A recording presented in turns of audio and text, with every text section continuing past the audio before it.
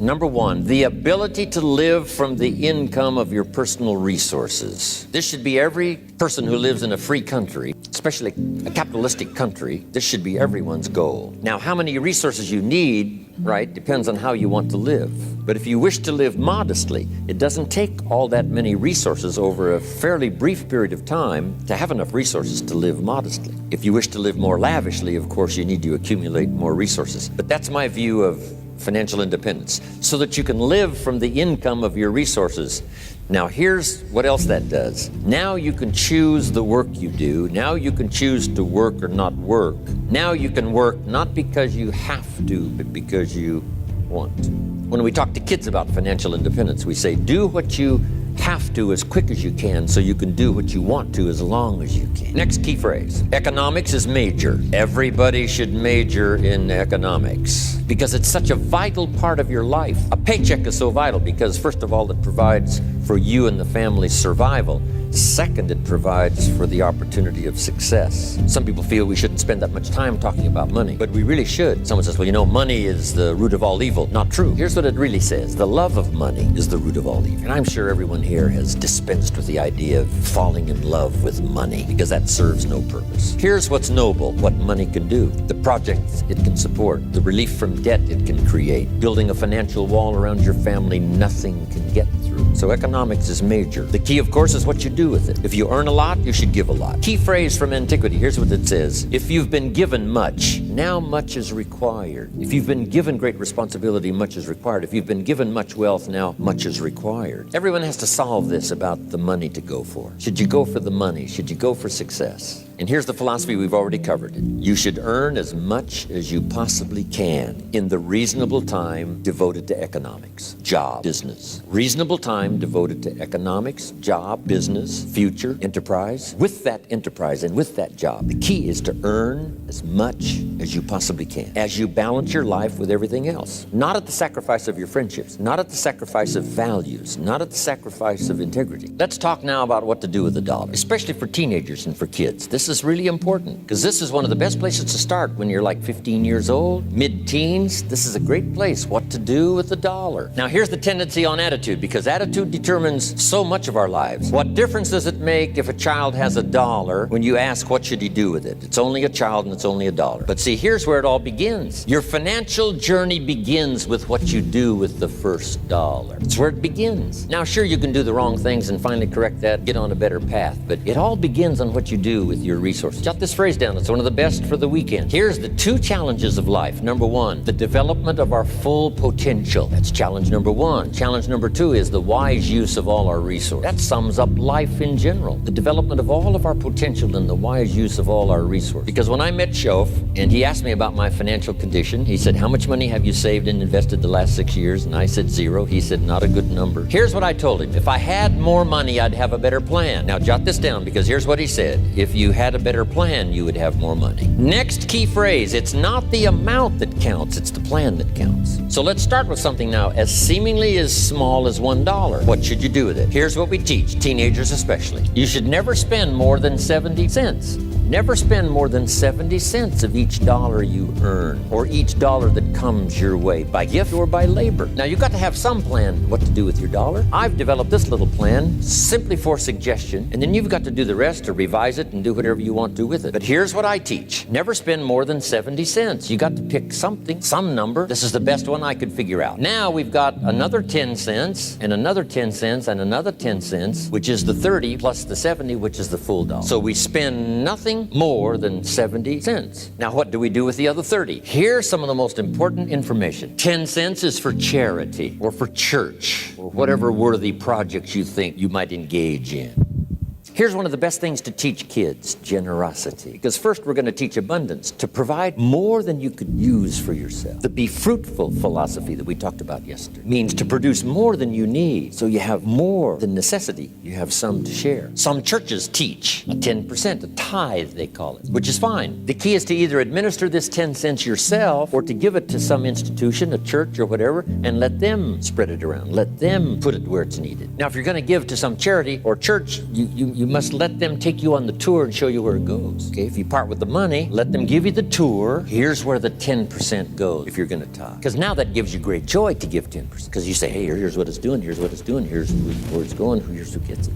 Now, the next 10 cents is called the use of capital. I have the unique privilege now to teach capitalism in Russia. When I first went, I told you, 8,000 in my class in Moscow. I teach capital. Let me give you now my definition of capital and capitalism. It's just in a couple of sentences. Because Marx was wrong. Lenin was wrong. They didn't understand capitalism. Here's what they taught. Capitalism is a big company that abuses its workers. I mean, how ridiculous can you be? Anybody can abuse another person. We don't call it capitalism. One child can abuse another child. We don't call it capitalism. One family can abuse another family. We don't call it capitalism. People can abuse other people. That's not. So whether it's a big company, it's wrong no matter what it is. But they said, no, that's capitalism. A big company that abuses its workers. That's ridiculous. Wish I'd have been back there to debate the subject. Here's what capital and capitalism is. So jot this down. Capital is any value you set aside to be invested in an enterprise that brings value to the marketplace, hoping to make a profit. That's what capital and capitalism is. I can say it in one sentence. Now, the capital is the value you set aside. Taking capital and investing it in an enterprise and bringing the value to the marketplace we call capitalism. Capital and capitalism. It is so simple that to mess it up with some weirdo kind of philosophy is a disgrace. Now, who can understand this? First of all, the farmers understand it. Here's what seed corn is. It's capital. It's seed corn means the seed that you set aside to be planted in the ground, take care of in the summer, hoping to have a profit and a harvest in the fall. So the farmer sets aside his seed corn. Question, would he let his family eat it? No, this seed is not to be eaten. It's to be invested in the ground, to take a risk, cared for in the summer, harvested and multiplied in the fall. Now the same is true of some of your money. If you set aside, and I suggest, part of your capital should be set aside for an enterprise to show a profit. And we can teach kids the early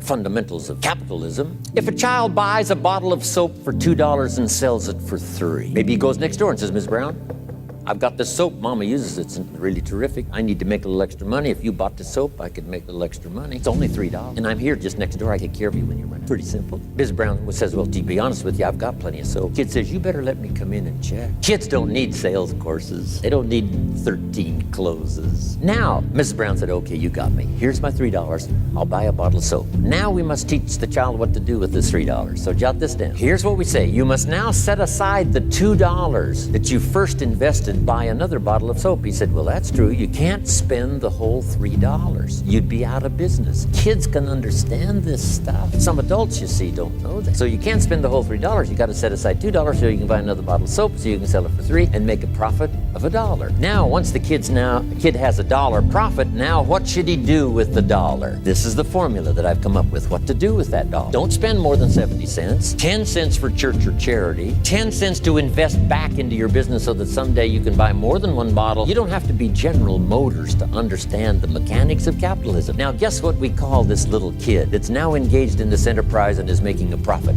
We call him a capitalist. And the communists used to say, those no good capitalists. This little kid selling a bottle of soap, he's a capitalist. They didn't understand. And with their diabolical philosophy, capital belongs to the state. They wrecked every nation they touched. This is the key. So 10 cents to show a profit. Now here's the other 10 cents. It's 10 cents that you invest and let someone else use it. This is called active capital, where you actually engage in the enterprise that makes a profit. Now another 10 cents is for passive, where you let someone use this 10 cents out of every $1. They use it and they pay you for the use of this money. That's called passive capital. So we've got active capital and passive capital. Maybe you invest this in a stock eventually if you have enough money, and the stock pays you dividends, and also there may be an increase in the value of the stock. So this is the little formula I come up with. 70, 10, 10, and 10. It's very simple. And kids can figure it out, kids can understand. Enterprises that kids can be involved in starting early. Charlie said, right? Got his kids involved in enterprise, making a profit, showing a profit. Now, when you first start, if you're an adult now, you may be in such bad shape financially that you couldn't do the 70, 10, 10, and 10. If you're in real bad shape, you may have to do the 97, 1, 1, and 1, because it may take this to pay your bills if you haven't had a good plan up until now. But jot this down now. It's not the amount that counts, it's the plan that counts. So let's say you were in such poor financial shape, you had to start 97, 1 for charity, 1%, another 1% for active capital, another 1% for passive. Now here's the key to get these numbers starting up and get this number starting down. If you will actually do this, you can't believe how exciting it is to watch the numbers change. Remember what Shove said. If you will change what? Everything will change for you. If you start to change, I'm telling you, these numbers will start to change. And the first thing you know, these numbers keep going up, up, up, up, up, until finally you can get to the 70, 10, 10, and 10. Now, when you make a lot of money, these numbers all have to change again.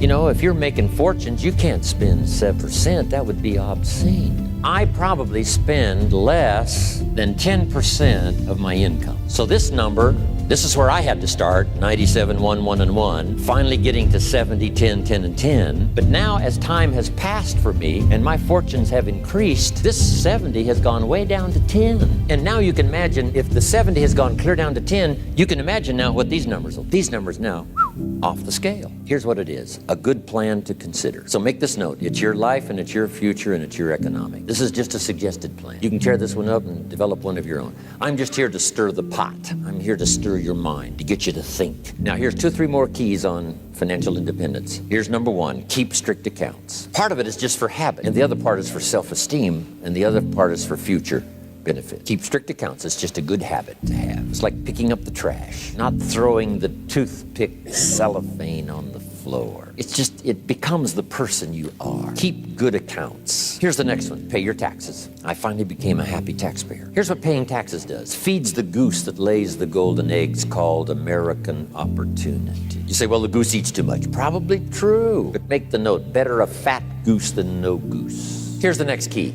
Everybody should pay. My personal philosophy is everybody should pay federal taxes as well as state or whatever else. It's not wise for the government to let 1/3 of American citizens off the federal tax roll. Why? Here's what it does. If you let them off the federal tax rolls, it robs them of the dignity. They have to pay state taxes. They have to pay sales tax. I've been trying to write this book for so long called, Of Course Kids Should Pay Tax. When a kid in California walks into 7-Eleven and buys something that costs $1, the proprietor asks the kid for 8 more pennies. The kid says, what's these 8 pennies? He says, that's the taxes. The kid says, I'm only 8 years old. And the proprietor says, congratulations, you're my youngest taxpayer. Give me the money. Should kids pay taxes? Yes. If you want to ride your bicycle on the sidewalk instead of in the mud, you got to cough up the 8 pennies. What if you're poor? Do you pay the 8 pennies? Yes. What if you're rich? Yes. Meaning everybody should pay. The same should apply to federal. I don't care if it's $10 a year. I don't care if it's only $100 a year. As poor as you might be, you've got to say, no matter how poor I am at the moment, I will make my contribution. How much do you think aircraft carriers cost?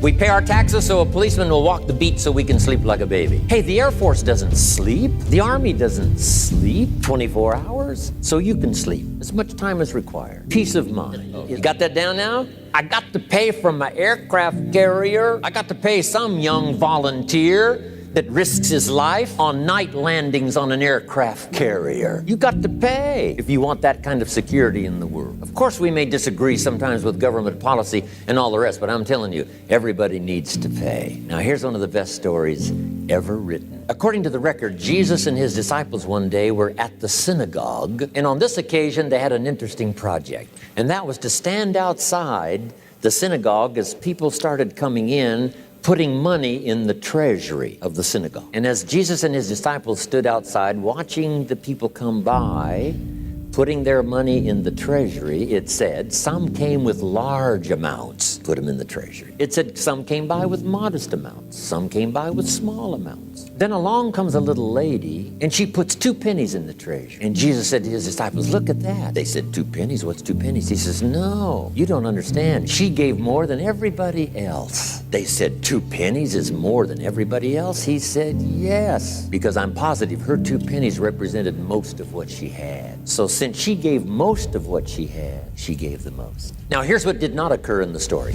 I'm so brilliant, I can give you what the author left out. Here's what did not occur. When the little lady put her 2 pennies in the treasury and walked away, here's what didn't occur.